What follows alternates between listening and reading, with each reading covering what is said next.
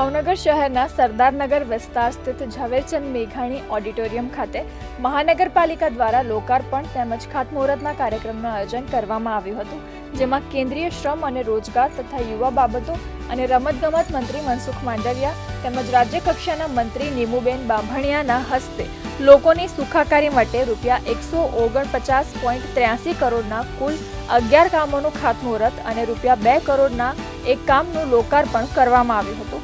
આ પ્રસંગે મેયર ભરત બારડ, ધારાસભ્ય Sejal Pandya, collector R.K.. Mehta, municipal commissioner Sujit Kumar સહિતના આગેવાનો તેમજ મોટી સંખ્યામાં નાગરિકો ઉપસ્થિત રહ્યા હતા। ભાવનગર મહાનગર દ્વારા આયોજિત વિકાસ કાર્યોના લોકાર્પણ અને શિલાન્યાસ પ્રસંગે મારો ઉપસ્થિત રહેવાનું થયું। 150 કરોડના ખર્ચે મહાનગરમાં જે વિકાસ કાર્યોનું શિલાન્યાસ થયું છે, જેને લઈને મહાનગરની સુખાકારીમાં વધારો થશે, મહાનગરની સગવડતાઓમાં વધારો થશે। ભાવનગર ઔદ્યોગિક રીતે વિકસી રહ્યું છે, પ્રગતિ કરી રહ્યું છે। ભાવનગરની અંદર સીએનજી ટર્મિનલનું કામ ચાલુ થવા જઈ રહ્યું છે।